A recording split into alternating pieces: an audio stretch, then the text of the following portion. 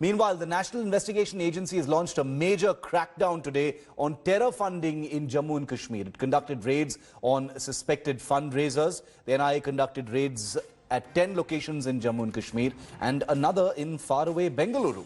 Among the 10 J&K spots, 9 are in Srinagar, while the other is in Bandipora.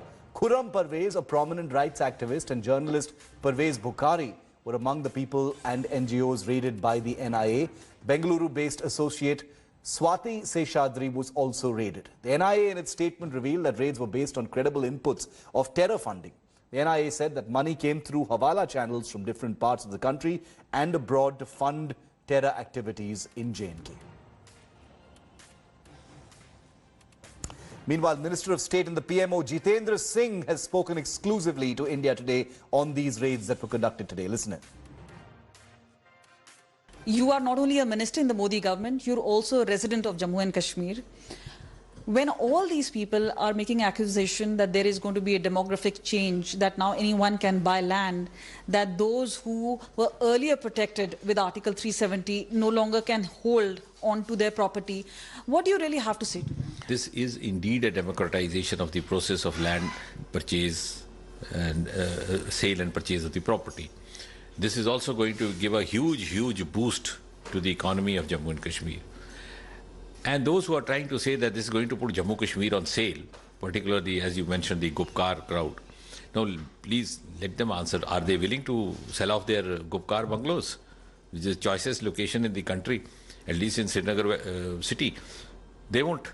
So what I'm trying to put across is that the freedom of an outsider to purchase a property in Jammu and Kashmir does not mean that the insider owner of the property in Jammu and Kashmir has been deprived of the freedom to decide whether to sell or not. This does not require a domicile certificate. This does not require a permanent resident status. So this obviously gives the freedom to anybody who wants to settle down in Jammu and Kashmir. However, the governor has also spoken that this is to encourage industries to come there. Where do you think is the government not able to tell and convey to the people of Jammu and Kashmir? No, the so-called or the possibility which is sought to be made out that there is a threat of the property being taken over. As I said, if that was the case, Gupkar bungalow would be the first to be taken over.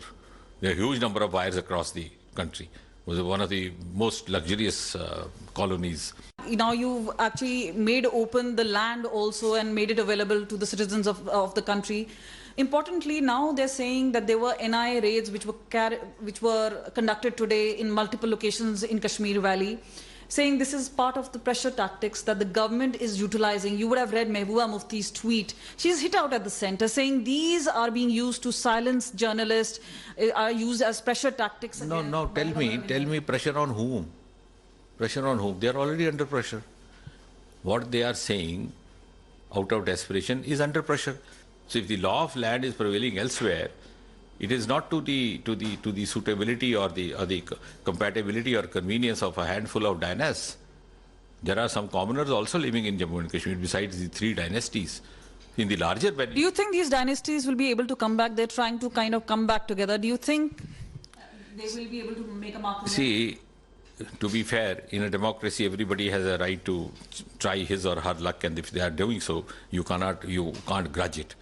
But as an impartial observer, as if you are hinting at that alliance thing of 6 parties, as I said the other day, the alliance of 6 parties actually constitutes 6 leaders only. So you have one party with 2 leaders, you have other party with 1 leader, you have a communist party which begins and ends with 1 leader. So this is not going to carry any moss. As far as the common man in the streets of Jammu or the streets of Srinagar is concerned, he is wary of these kind of experiments which have taken him for a ride for the last 30-40 years.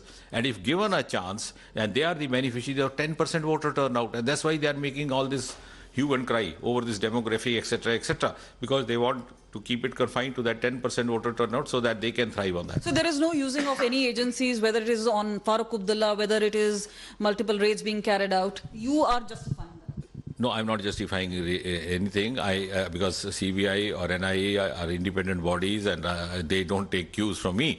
But having said that, I have the conviction to say that if they are saying so, they are being guided by the mindset of the UPA. because they might have been using this or misusing these agencies, and they feel that the BJP will also do so. But the Modi government does not believe in that. So they are actually assuming that what is happening today is a part of the practice that they had carried on when they were in the ruling. Shujal Haq joining me live from Srinagar, where 9 of those 10 raids were conducted today. Shuja, what is the status of those raids? What are you hearing about the reasons for those raids? We've heard from the government, we've heard from the NIA. What are you hearing on the ground?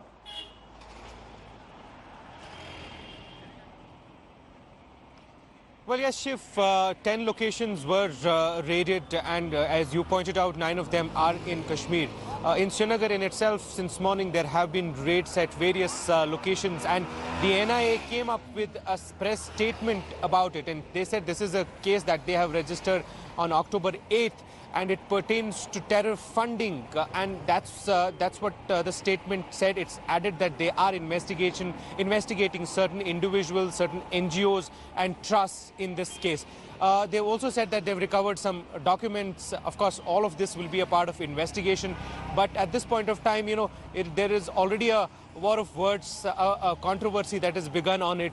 We saw Mehbooba Mufti coming out and lashing out at the centre, saying that they are using these agencies to basically somehow, curb the the term that she used was dissent. So a political row already beginning on this issue, Yes. while the raids, if I'm not wrong, are still continuing at certain places by the NIA. Shuja, thanks very much for getting us that update from Srinagar. We'll keep a track on developments. Hello everyone, this is Rahul Kamal here. Hope you enjoyed this video. For the latest news and analysis, like and subscribe the India Today YouTube channel, and don't forget to press the bell icon to stay updated.